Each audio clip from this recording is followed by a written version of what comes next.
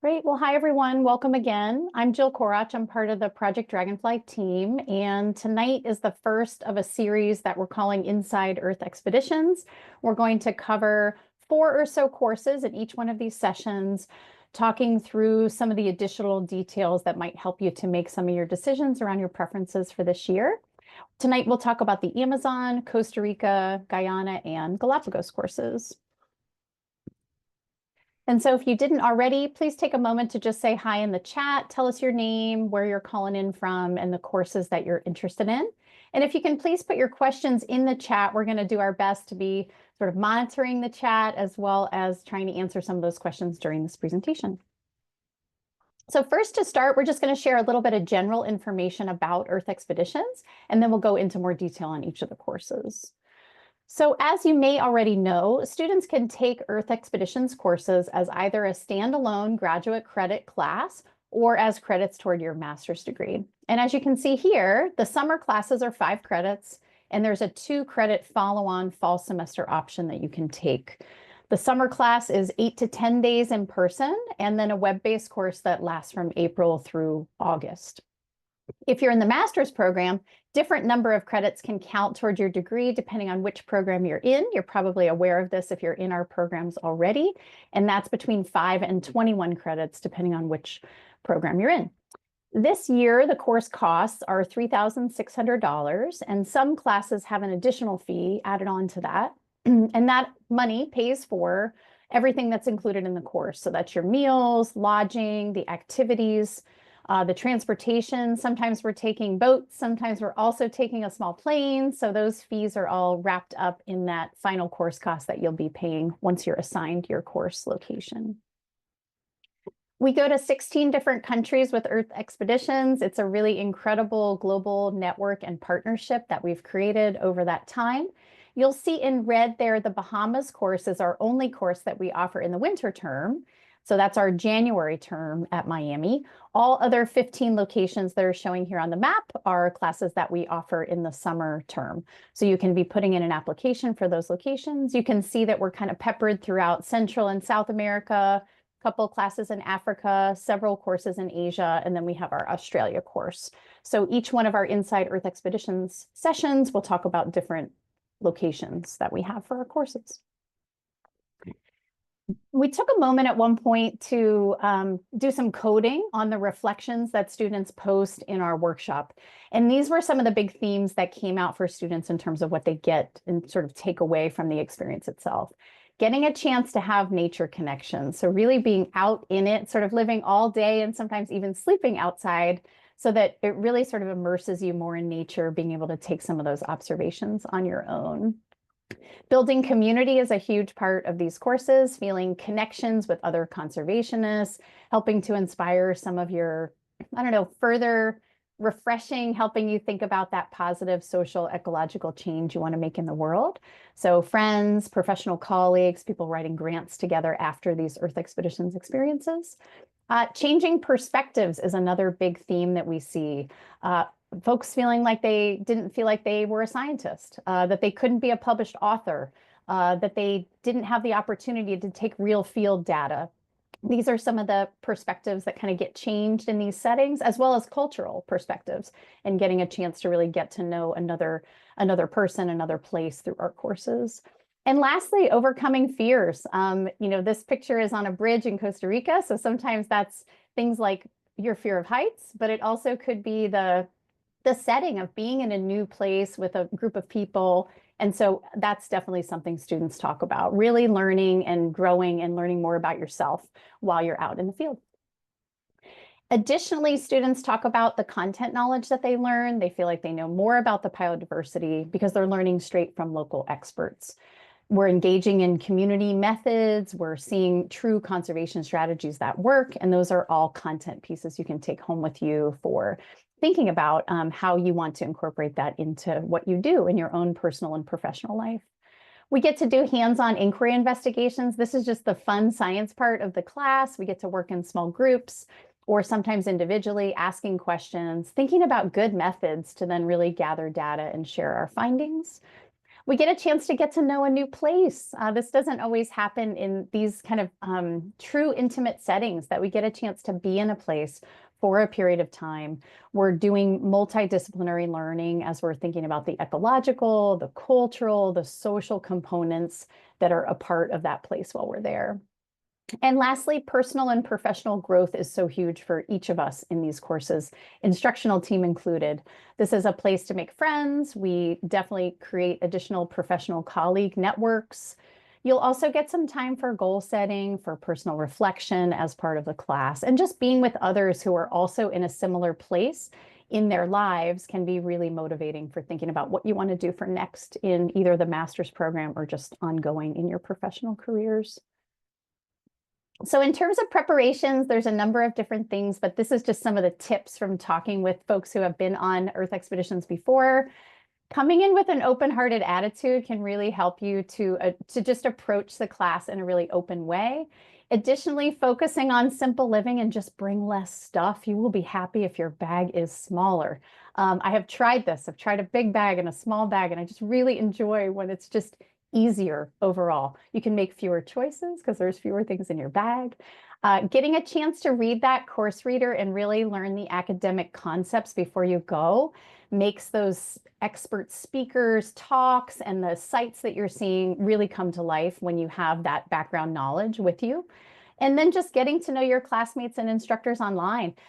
You'll certainly get to know each other in the field, but it's really nice when you take the time to spend some time in the web-based course beforehand. You're going to have room to think about your personal intentions, your master plan. If you're in our master's programs is a term we use, really thinking about that personal mission statement you have for yourself. What change do you want to make in the world? We want to have some conversations on that. If you've thought about those things even a bit in advance, it can really help us to have deeper conversations when we're in the field. If you can focus on all you can learn versus just learning being there to see one species, you really have a higher likelihood of your expectations being met. It's always so sad and disappointing when someone's come for just one particular thing in mind. And so if you can think about that in a holistic way, it can be a really nice preparation for yourself. And you'll see it on the slide here is some food and other things, but being open and flexible to being slightly uncomfortable. You know, you're trying new foods, you're in a place where it's a little colder or wetter or muddier than you were expecting, and just trying to make the most of those experiences is most of the time some of the favorite memories that people bring back from our courses. Just a quick top level packing list of some of those must-haves that you need to bring along with you.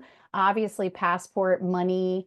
You can see in the lower left-hand corner there is Dr. Katie Filan, who's our director at Dragonfly, and she's with a group of students in the field. She's got her yellow luggage tag on her bag, which is a really nice way to identify your things when we're on the course. She's got her water bottle in there and plenty of other things packed.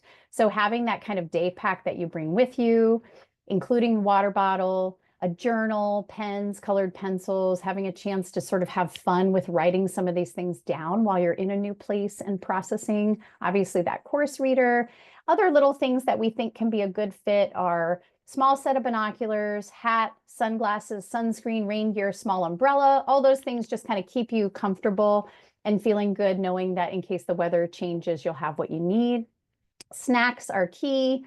And they help ensure, since we're all on different time zones, that you can be comfortable that way. And we're having more and more students who have particular food needs in mind. And this allows you to ensure that you have what you need on the courses while you're there. A variety of clothing just allows you to kind of pick and choose, but not having too many of anything, but having sort of one of everything can really help on most of our courses. And we'll give you a list of items that are specific to the class. Sturdy walking shoes and sandals, as well as a first aid kit with things like cold medicine, bandages, even an ankle wrap can be really helpful to be sure in case something unexpected happens. And lastly, just in case you're feeling a little homesick, it's really nice to have pictures from home, even if that's just on your phone to scroll through, kind of connect you back to those people who love you and are happy that you're away on a trip. So in a typical day, we do everything.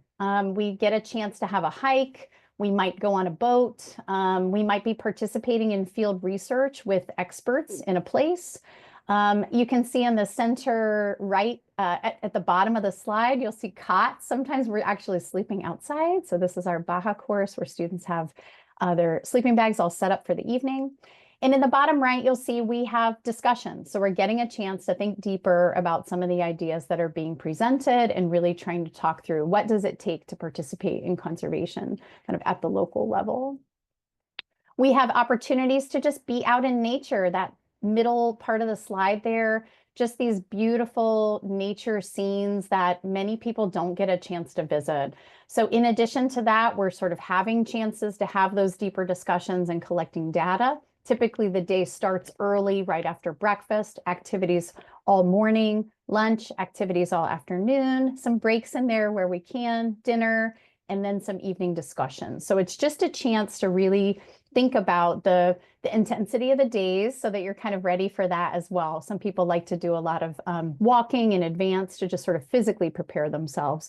And then some of that mental preparations that we can do as well to be effective in those spaces.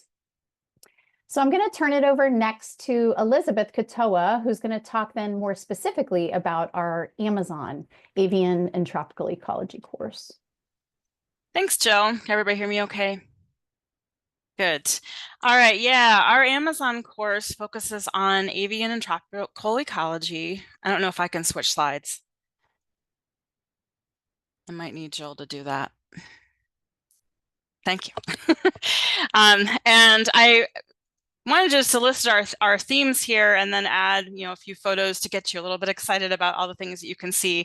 And I think Jill's point totally about, come prepared to see a lot of different things, and not coming to see one species is definitely fair for the jungle. There's a good chance we'll see some of what you want to see, but it also could be a close relative. And we do focus on avian ecology, and we have a wonderful partner there, plus a partner who's now stateside that is helping us with that. But there's such an enormous bird diversity there. And so if you love birds, you're guaranteed to see them all the time, pretty much.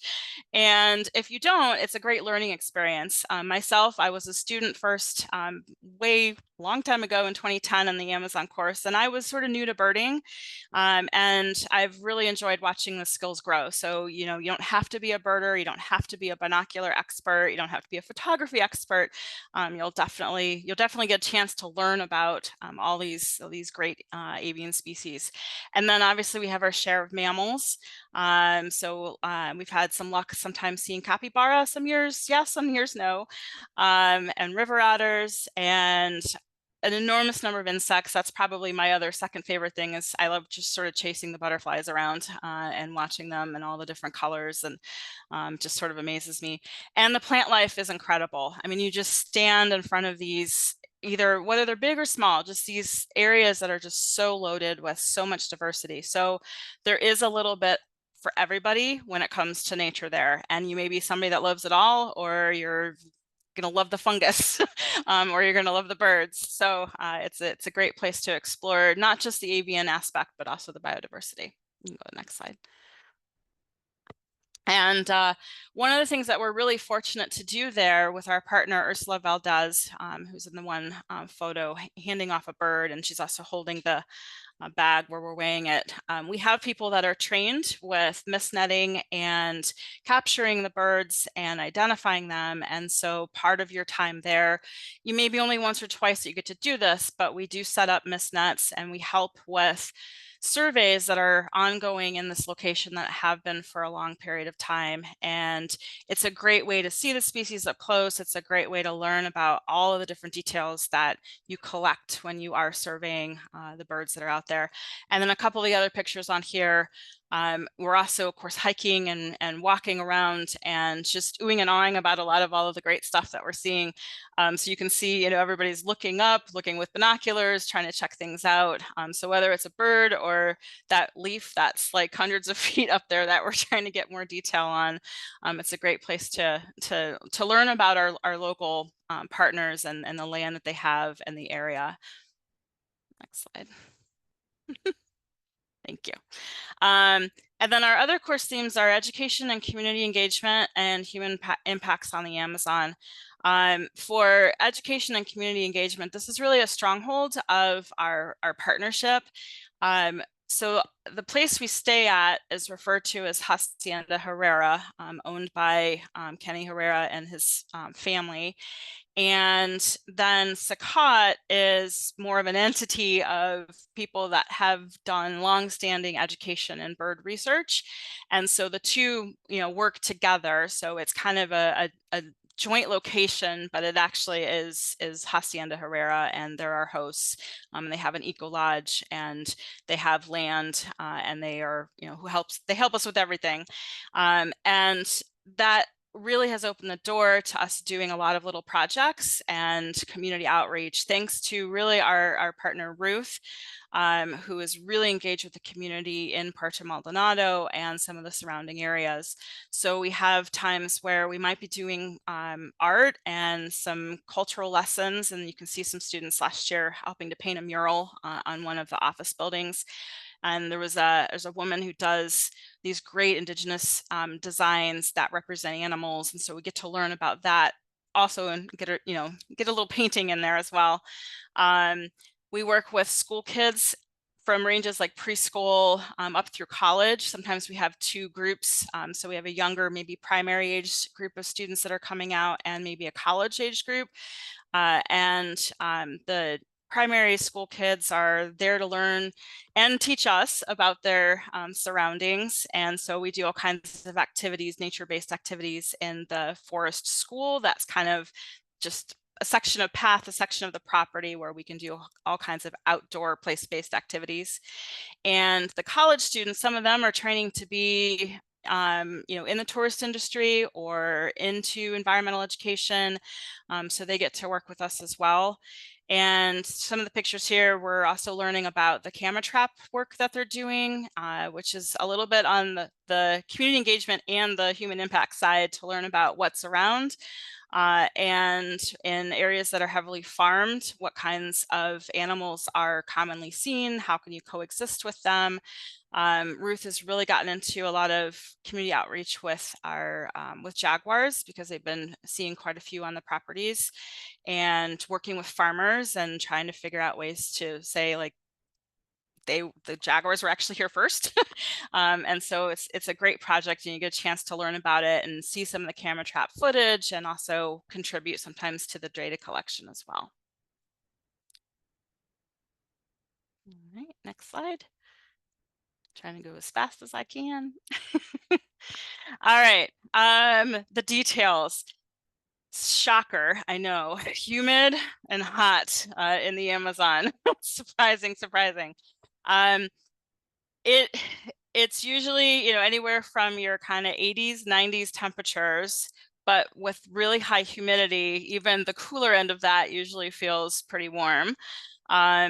What's interesting about where we are is that we have, lost my slide. Is that we do get some cold fronts, but there's no guarantee. This past summer, we didn't have one. The summer before, I think we might have had a short one. We're close enough to the Andes that we are influenced by some of the weather systems that are coming over the mountains. And so sometimes there are these breaks in the heat and the humidity, and you can get cooler nights where you're actually putting on like blankets and fleece and gloves and hats, because it may be in the 40s or 50s, which sounds wonderful when you just spent like a 90-degree day sweating, and that brings temperatures down a little bit. But if we don't have any, you'll just kind of think we're all lying about these cold fronts coming in. But expect to be just wet all the time, and not from rain, from sweat. We do get some rain, but it's up to, it's kind of up to the systems that are coming over the mountains and in the area. I've been there plenty of EEs, and we've had just maybe a sprinkle here and there. You hear a lot of the dew and the transpiration and condensation and stuff. I'd say condensation coming on at night, but you may not get as much rain as you expect during the time period that we're there. Our activity level, I would say moderate, because part of it is just being up and active, as Jill mentioned, with all of our EEs. We do have some very early starts. We want to take advantage of the cooler times of the day. So a lot of times we're starting, 6 a.m. Or earlier. And And then we do take some breaks during the worst of the heat, which is usually your afternoon. That may be still sitting and talking, but we're at least not as physically active. And there is some hiking, and sometimes if it is muddy or if it's just a hot, exceptionally hot day, then that can be tough. For lodging, you do share rooms, 3 to 4 people. And we ask you to bring mosquito nets. We also give you all that information in the packing list and give you examples of what kinds to bring. Bathrooms are shared in a separate building. It's all cold water. There are flush toilets and there are showers, and sometimes a cold shower feels really good. And then the food is amazing. I did say here it's eclectic. Peru gets a lot of influences from, first of all, where you are, so the jungle and the tropical influences, but then there's Spanish and South American and other Central American influences, and then there's some Asian influences. So I just listed some of the types of things that you might be likely to eat. We're also very good at accommodating pretty much any diet restrictions that you have. And a lot of our transportation is by boat. Like we take a boat from town where we meet you to our hosts. When we stay there, we're mostly just hiking. And then if we need to go anywhere, we get in a boat and go someplace else. There might be one van ride, depending upon a field trip day, but generally boats and hike. So that's how we're doing it. I think that's it for my slides. Thanks, Elizabeth. There's a question in the chat asking, is there time spent on the river ecology during this EE? And do we stay at one location during the entire time? If you could answer both those, please. Sure. Yeah.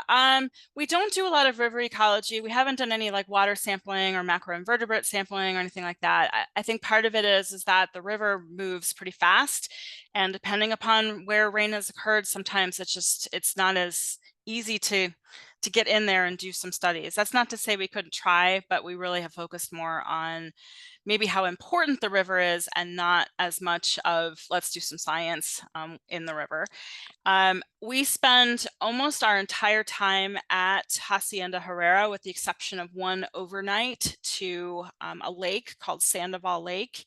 And in the little map that I've got here, the arrow's pointing to roughly where Hacienda Herrera is, and I think Sandoval is kind of right over my other image of just showing you Madre de Dios. So we you hike in, and then it's canoe rides. It's beautiful, and an overnight in that location. So we just take a little bit of what we need, like an overnight, your day pack with a couple extras. But otherwise, we stay put at Hacienda Herrera and do some day trips. Thank you, Elizabeth. That's great. I'm going to move next to Costa Rica, so not too far away from our Amazon location there. And similarly, we have some boat rides during this course as well. And this is a brand new itinerary for us, so I wanted to get a chance to kind of just share it hot off the presses with you all. So we have opportunities in this course to work with Ecology Project International. Some of you may be familiar with their work, and they have a bunch of locations that are actually similar to our Earth expeditions, and they also are really embedded in the notion of experiential education. So this site in particular is a very unique place in that it is only accessible by boat, either from the ocean, but most of the time through canals that will bring you up to the site. And so within this site are a lot of really interesting opportunities for us to immerse in the research that's happening in the reserve. So it's called the Pequari Reserve, and we will be staying right on site there for 6 nights of the course at the very beginning of the course. So after being picked up in San Jose, we're heading straight out to the ocean, basically on the eastern coast of Costa Rica. So in the images here, you'll see there's the evidence of a mama, probably leatherback turtle, walking up onto the beach, either checking for a site for nesting or maybe digging a nest. So these are some of the indicators that we're kind of looking for when we do many of the beach census activities that are part of the course. That same picture in the lower left there is a group of students who are actually excavating a nest. So we get to participate in all the active research that's happening on site. There'll be scientists there with us. There are research assistants who are college students from around Costa Rica and other countries that will be there with us. So we'll really just be immersed. We'll be looking at night for census to see if we see turtles coming up on the beach for nesting. And we'll also be looking in the morning and afternoon hours for the hatchlings who may be emerging. You can see the picture of the hatchling there, and they are just as cute every single time you see them. So we're very excited for the fact that we're going to get to be much more immersed in the research that's happening at this station. The bird at the top is the Agami heron, very rare to get a chance to see. And this is one of the only nesting sites that they know of is right on the Purcoy Reserve. So we'll get to do some observational work with the scientists that are studying these species right now. That's a person climbing up a scaffolding structure to be able to not bother the birds, but be able to sort of watch and see.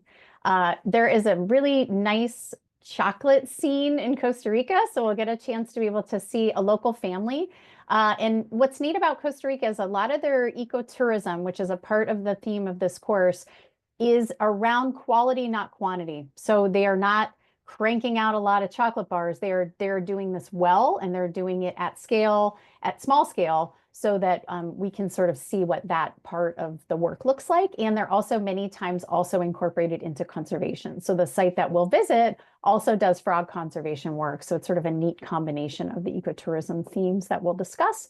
We get a chance to do rafting. So just some kind of gratuitous, fun ecotourism activities, which many people come to Costa Rica for. So we want to get to participate in that too. We'll also get a chance to go to La Selva Biological Station. So this is a place that's well known actually by many outside scientists who come into Costa Rica to collect data and information there. There's this really iconic bridge, excuse me, that you see here, and a lot of little species that we'll get a chance to be able to see in the forest. You might see the poison dart frog there in the middle, different fungus, lots of trees, and many species on top of other species.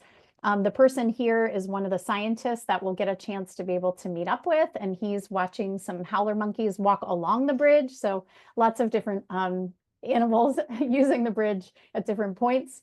I put a picture of a flashlight, critical in this course to bring your own light. So bringing a flashlight, and on the next slide, I also have a picture of a lantern, because I think the idea here is we use as little energy as possible on this course, which means we really are kind of heavy lifting, bringing in headlamps, flashlights, lanterns, solar that we can utilize and be able to recharge while we're there. In the bottom left is a picture of where we'll stay, and a typical typical plate of Costa Rican food here, which usually has a really nice selection of opportunities for rice, beans, plantains are almost always available, but many times we'll also have pasta, fruits, other juices. So it's fairly easy to eat vegetarian on this trip, or even gluten-free, because of the rice options that are there. And then we will have some meat sort of dispersed throughout the course as well. The bottom down there is one of the sites so we typically are staying 2 to 4 people per room, usually with some bunks in those rooms. And like Elizabeth shared, we have some shared bathroom facilities where you're, like, if you were going at night, you'd be using your light to go to the bathroom. And those are all separate stalls for toilets, showers, and sinks. And then in La Selva, there actually is a bathroom attached to your room. It feels very special after not having that for a number of nights. I mentioned here, just going back up to the top, similar with the warm, hot, humid climate with some cooler mornings. So having sort of a long sleeves with you can make you comfortable in that place. And though your body might fight it because you're not used to humid climates if you don't live in those places, it does seem in a few days' time, you start to sort of acclimate to that space. Drinking water can really help with all of that too. I also called this activity level moderate. We will do some hiking, like Elizabeth mentioned for the Amazon. They're actually walking site to site at times. We may do that for this course as well, but many times we'll also hop on a boat if we're leaving the reserve to be able to see another location.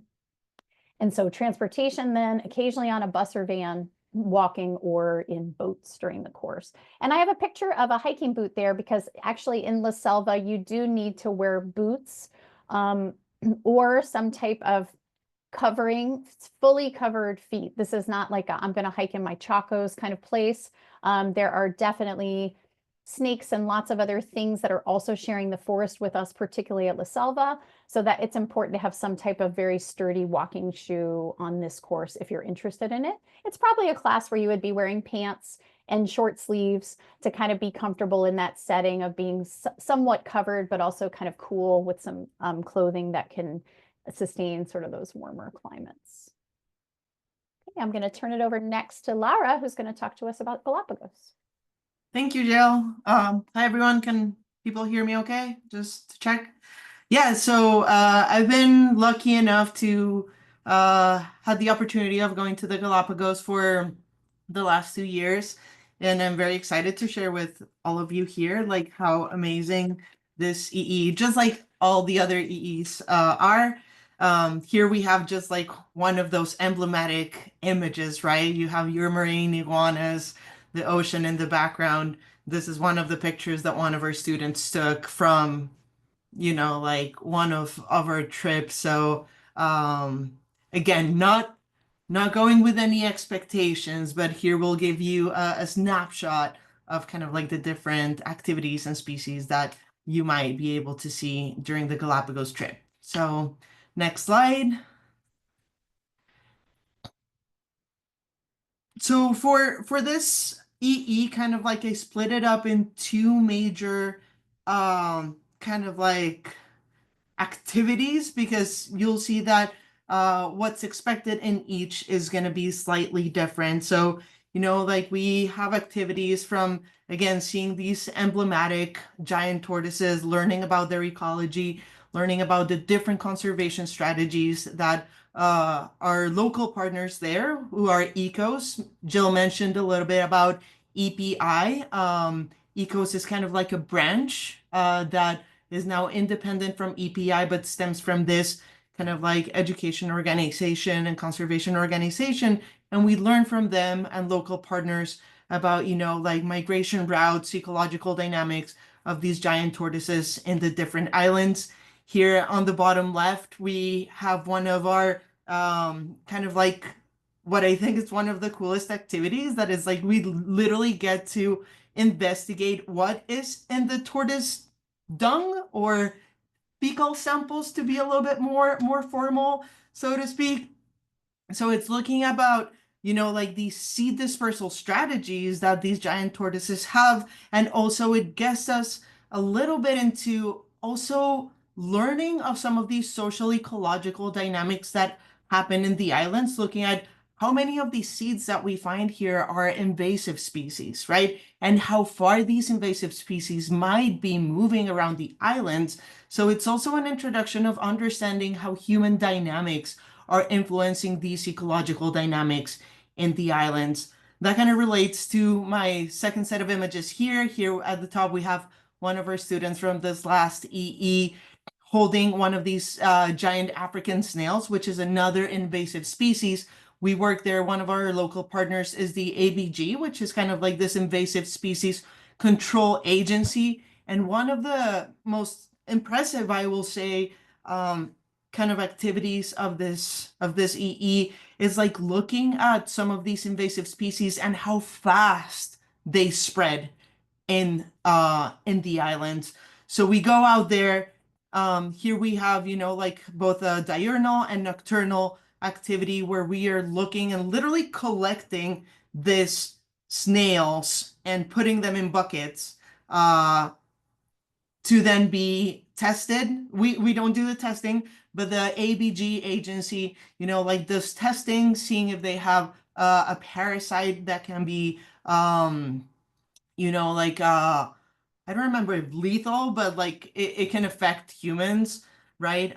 So looking at how these snails, how many there are, how many juveniles, how many adults, and so on. So learning a lot about these invasive species in the islands. I forgot to mention one of the topics, or the major topic for this course, is islands of change, right? So again, it's really highlighting how we have these ideas of the Galapagos being so pristine, and like we have this image of Darwin arriving to the Galapagos Islands, but really here we understand how these social dynamics have led to have islands that are very different perhaps from our perceptions that we have based on documentaries, Sir David Attenborough, and so on.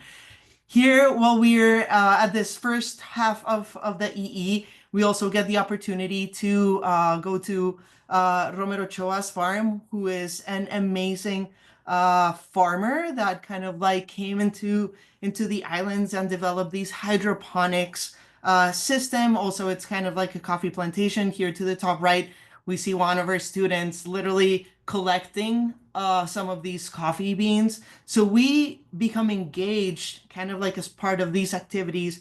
It depends on kind of like what are the needs of our local partners every year. The first year I went there, for example, we were selecting specifically the coffee beans that had a specific disease, the Broca disease, that can really impact the plants, right? The next year we were just helping them pick up the mature fruits that they were gonna then roast and have coffee. We get to enjoy the amazing coffee that they make there, or roast and make there. But we also, while we're here, and I'll tell you a little bit about the place, we also get to explore some of these lava tunnels, which are kind of like these underground formations, right? Of when the lava was retrieving and creating kind of like these pockets where we get to explore, kind of like go in there and understand a little bit of kind of like those geological processes that make the Galapagos so unique. So next slide. So to give you an overview, this first half of the EE, we are based at Highland View, which is this amazing family-led site,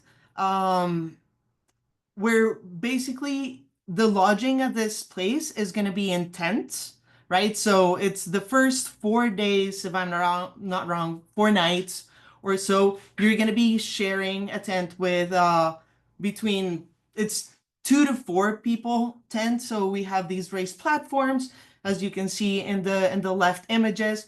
There's bathrooms that are kind of like what you would call kind of rustic, but it's really cool. The last 2 years, there's been, I think it was a barn owl that was living there. So you're taking a shower with a barn owl, then seeing also some spiders and other amazing critters while you're taking a shower. There's also some, where the tents are, there's dry toilets. So you also learn about kind of like what are some of these more sustainable systems of kind of like running an ecological tourism site that is more environmentally friendly, but there's also some regular toilets and regular showers at the side. As Elizabeth was mentioning, these are cold showers, so don't expect a nice warm shower. But again, at the end of the day, a cold shower is really nice. I also have to highlight here the 360 view classroom, where we're going to be working a lot, right? Where you have kind of like a panoramic view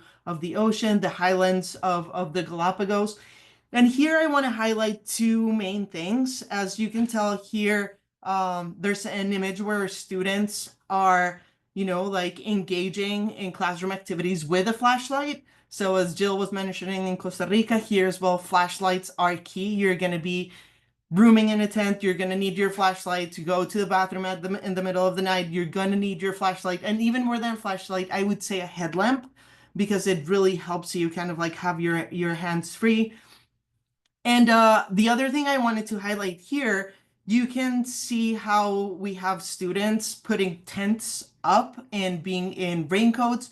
That's not something that you typically associate with kind of like Galapagos or the equator, right? But here what we can see is that because we're up in the highlands, it can get very rainy. We get this garua, that it's kind of like this mist that comes through, and it can be constantly wet, right? So be prepared, take a raincoat, a rain jacket that can keep you dry. There's some years that are unusually warmer, right? But every year we communicate with each group, like what are the expectations for each of those years, which is very variable. To give you an idea too, like the where the tents are about a 15-minute hike from where we have our meals, which is this white building where you can see at the bottom right the amazing food that we get. we get a lot of soups, which is amazing.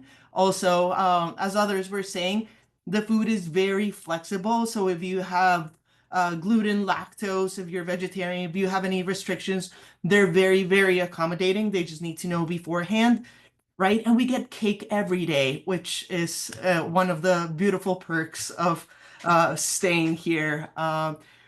Granted, you might think like, ooh, I might gain some pounds, but at the same time, we're going to be walking those 20 minutes back and forth every day. So again, I would call this kind of like a moderate activity level because of those hikes. It is a little bit of elevation. I will say, kind of like what Jill was saying in Costa Rica, closed-toe shoes are important here because one of the other invasive species that we see here a lot are fire ants. So we've had people go then their chacos, which is great, you know, for walking, but you don't want fire ants biting your feet and then scratching all night. So that's kind of like another thing to keep in mind. Some people ask whether hiking boots or sneakers. It's really up to you on your comfort level, really, but it's really the important thing is to keep in mind that you need to take closed-toe shoes. Most of our transportation, again, are these walks between the classroom and where we have our meals, but sometimes when we go to visit the farm and other places, we take a bus like what you see here on the top right. So after spending 4 nights here, we move back to Puerto Ayora. So next slide, right? And this becomes kind of like more the water-based part of the EE. Where in Puerto Ayora, we do some activities related to microplastics. We have our inquiry days, right? Here we see some pictures of some students literally snorkeling, doing as part of their inquiry activities, right? And then also we stay there for 1 to 2 nights, and then we go to Isabela Island, right? Where we again kind of like get to learn more about kind of like the marine wildlife there, some of the coral restoration activities that our local partners are doing, and also kind of some of the breeding programs that they have with tortoises from different islands. Again, this is just a snapshot of different wildlife that you might be able to see there, but again, it's variable every year. And just to give an overview here, it's not intense. So very different from the first half. We're staying at hotels where you're rooming with other students. One thing to keep in mind is that from Puerto Ayora to Isabela Island, we're taking a speedboat, which can get very choppy, right? So knowing how to control your own dizziness in these situations is important. The other thing to keep in mind is that the speedboat only allows small bags. So kind of like what Jill was saying at the beginning, not overpacking, or at least having an additional backpack where you know that you can pack things for a couple of days. It's going to be really important. Again, thinking about climate, it can be very variable. In the picture here on the top, all of us had to rent wetsuits because the water was so cold. The year before, here actually, this is a picture of Jill snorkeling, right? Just in her shorts and her rash guard. So it can be very, very variable, the water temperature. So just keep that in mind. Food, very similar.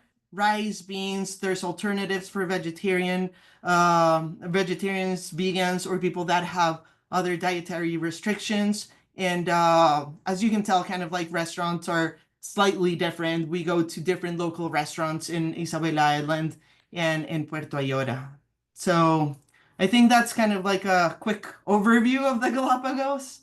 And yeah, I don't know if Thank there's you. That's perfect. Yeah, great. I think this is a class where, like Laura's saying so well, the activity level is sort of high in the sense that we do a lot of physical things. Even when Yes. you're camping for the first part of the trip, you're walking back and forth to the classroom, you're walking back and forth to your tent. So it's good to think about, like you've listed here, some of those hikes are a bit longer, and some of that walking is a little more maybe intense than some of our other classes. So thank you. That's such a nice overview. Appreciate it.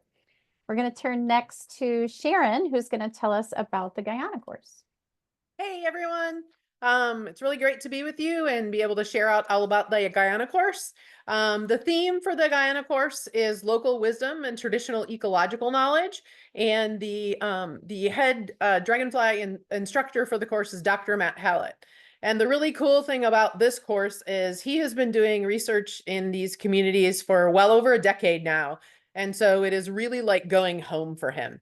And we, as the students and the other staff, get to go along on that journey with him into these communities where everything is initiated with hugs and warm greetings and reflecting on memories and just really like going home to aunties and uncles. And that is just a key part of the bigger theme of like connecting with community.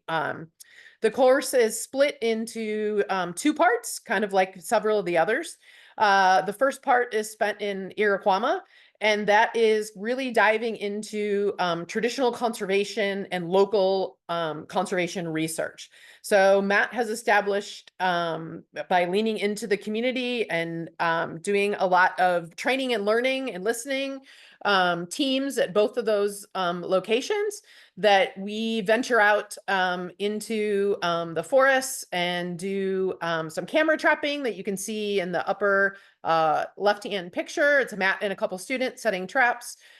We set the traps and learn all about what that looks like when it comes to what you're looking for, at what height, the different studies that he's actively doing out there and how this can play a role in that as well.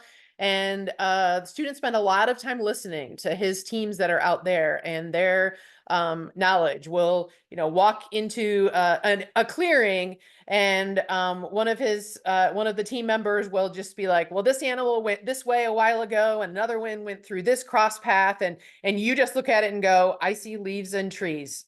But it's a phenomenal time to just really absorb the knowledge that's being shared in that location.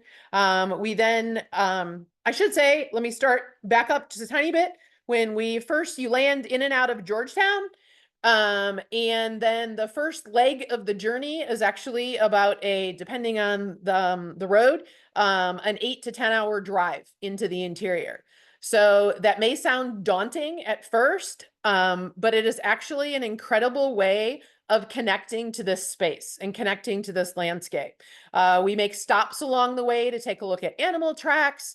It is very community-based travel. So we're in small air-conditioned this year buses for that trek. So there is that break from the heat. But this year we came across some spaces due to the rainy season where parts of the road were impassable and some folks had gotten stuck. So it is a matter of everyone stopping and different buses going different directions and different trucks going different directions and helping pull each other out. So we used our van to be able to pull out another neighbor, community member that was stuck.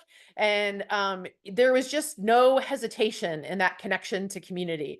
Sam, our in-country community partner, shared all kinds of different stories about traveling across these roads, in the middle of the night with kids, getting to different places and visiting family, and how that is just a general practice of just being there for each other. So that's a very much an absorption part of this trip. Once you get, like I said, into Iroquois, that's about 2 to 3 days there. And then we take the vans again and travel to Sarama. Sarama is in the bottom left-hand corner. Those are the cabins that we stay in. Anywhere from 3 to 4 people in a cabin. Everybody has their own bed. They're all situated differently. It's an eco lodge, so they're trying to accommodate different kind of like combinations of folks that are coming through and staying at the eco lodge to either visit as far as a vacation or doing research. So it's kind of multi-purpose, very family style run. So all meals are very much family-based, served buffet, and you can take and pick and choose what you like. Wide variety of fruits and vegetables and rice and beans, at least 2 different kinds of meat at every of the main meals, lunch and dinner. And in between too, we stop at the canopy. You see the bridge, similar to the one I think that was in the Costa Rica. This is a canopy suspended bridges up in the tree canopy, where it's just a time to be able to observe and a time for a little bit of peace and quiet, to be able to soak that all in at a completely different level. We spend, as I mentioned, in Surama. Jill, if you want to go to the next slide. We spend the rest of the time, so the next 6 nights or so, in the village of Surama and at the Eco Lodge there, really immersing into traditional and daily life in the community. You'll see the group around that big pile of cassava. So we spend a day out on a farm and talk about sustainable practices that have been around for century, if not millennia, and what that looks like in the realm of perceptions of what conservation can look like and perceptions of what sustainable farming has looked like, even if some places of the world haven't been listening to the practices that they have been practicing for a very long time. It is participating in what that family meal looks like and what all of that preparation includes. So they're peeling the cassava. The whole day is spent processing the cassava and removing all of the cyanide from the cassava, and then being able to experience the multitude of ways that it can be served and preserved and used in such an integral part of life and meals throughout. In the upper right-hand corner is Auntie Paulette. It is their farm, Auntie Paulette and Uncle Dan, that we spend the day with.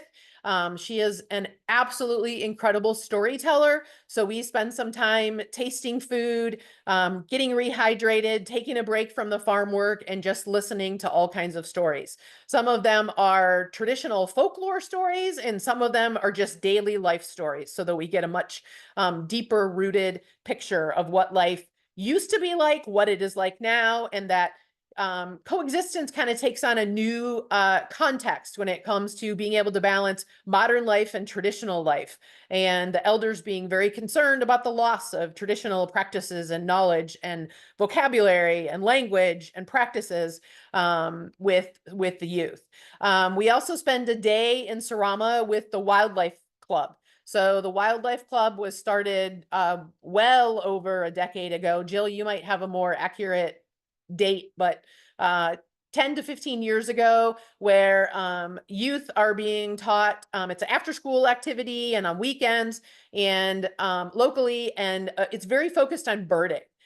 Birding, not just as far as local knowledge goes and being able to identify and biodiversity and knowledge of their landscape, but also as an economic skill to be able to lead groups that come in.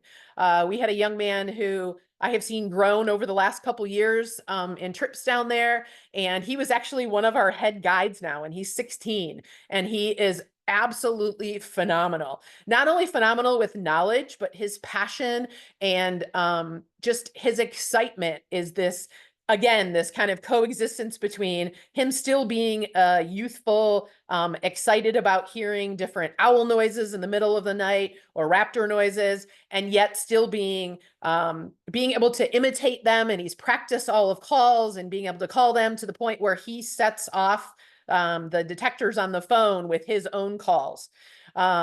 So just immersing into that and watching that growth in community and those integrations of traditional and modern skills along the way. There is time spent very much out on the river. So a lot of time in boats going from place to place. It is not a matter of a 5 or 10 minute journey. It can be a matter of 3 hours on some of these rivers with a guide pointing out rose tarantula hanging from a branch, an anaconda in the water, river otters, and then getting to the point of finally at the end of that 3 hour, 2 hour journey, reaching a harpy eagle nest and having that opportunity to be able to see this one spot where these eagles have been nesting for a very long time. And we couldn't see it, but from the guides with us being told that the base of the nest is just surrounded by all the bones they throw out of the nest along the way, and they've just been piling up over the years. So just a phenomenal immersion into the community and the conservation work work being done there. The middle bottom picture is a cultural day where we spend immersed in local cultural practices, from weaving, all kinds of different things. They sell a bunch of different products as too, so being able to bring home different art, different jewelry, bowls, baskets, all kinds of different things, and being able to participate with them in this artistry. It is not just a matter of watching, but learning and listening and immersing into it. As I mentioned before, everything is very much family style. The picture on the far bottom right is while we're celebrating with the Wildlife Club and spending a day with them. We do inquiry projects with them, and we co-design those with the kids, participate with those for an entire half day. Very much driven by the kids' experience. They already have a base knowledge of what inquiry is. Very similar, parallel to what the master's program is teaching as far as inquiry and the process goes, and being able to engage with the kids and just have conversations about what life is like in Guyana. Jill, if you want to move to the next page, I'll finish up with kind of the trip details. So climate. I do have to say, as a disclaimer, Matt and I are both from Florida, so the context of hot and humid is very relative. Matt and I both agree that Guyana is not as hot as Jacksonville in the middle of the summer. So nonetheless, 80s and quite humid. I say quite rainy or very dry, only dry in the context of maybe not having rain. The trip is kind of balanced at the cusp of the seasonal change. Last year when I went, it was pretty dry and the rivers were very low. This time it was soaking wet, lots of mosquitoes, and very high water on the rivers and very fast water on the rivers. So some of that depends on, as far as our time there goes, just affects the timing of travel going to different places and pre-planning. Recommend long sleeves, long pants, but lightweight materials to be able to accommodate that heat. Definitely hiking boots. I would call this a moderate to moderately high, if not high activity level. Hikes of a couple hours up to Turtle Mountain, and lots of hikes in between places. You'll hike to a boat launch deep in the forest, then take a boat ride someplace, and then hike some more after that. So a lot of energy. We're constantly reminding students when it comes to hydration, because it's so critical. You're so far away from any what we would consider modern healthcare as far as a hospital or anything like that goes. So just really keeping on hydration, keeping on digestive habits. We will ask you when the last time you pooped was, and we really want to know, just to be able to keep on those types of things as well. Lodging is all shared, either dorm style or cabin, as I had showed you that picture at the beginning. They're all mosquito netted, so you don't have to bring your own. Shared bathrooms, again, sounds like all of the EEs, very nice, cool showers that are very much welcomed. As Laura had shared too, you might share that shower with a few critters along the way, but that makes it all the more exciting and adds to the photo gallery before you go home. The one kind of note for this trip, when you do head out to Surama, electricity is only available from about 6 p.m. to 10 p.m. So it is very strategic about charging cell phones or charging anything that you do, especially if you're dependent on your cell phone for pictures. We highly encourage an unplug overall. Many students don't bring even computers at times because you're really not going to use that much along the way, maybe for discussions back at kind of home base. But in general, we provide you everything that you need when it comes to those discussions, and ask you to bring some things along the way when it comes to articles and things that you're going to share out with a small group work that you're going to do and be assigned ahead of time. I want to reinforce hiking boots for sure. Food, again, very diverse across the board. Rice, beans, chicken, fish. Some beef, not a ton, some dried beef, fruits, minimal kind of bread starches, more leaning into the cassava and beans when it comes to starches. But when they do make some morning breakfast rolls, they are the absolute best. I think it's my favorite morning while we're there.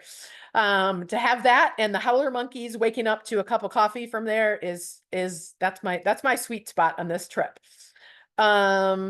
There is a small shop in the lodge in Sarama, which is a really nice treat to be able to purchase just one of those extra snacks that you want, kind of that either taste from home or, you know, Matt's big thing was to come back to a nice cold Coke at the end of a long hiking day.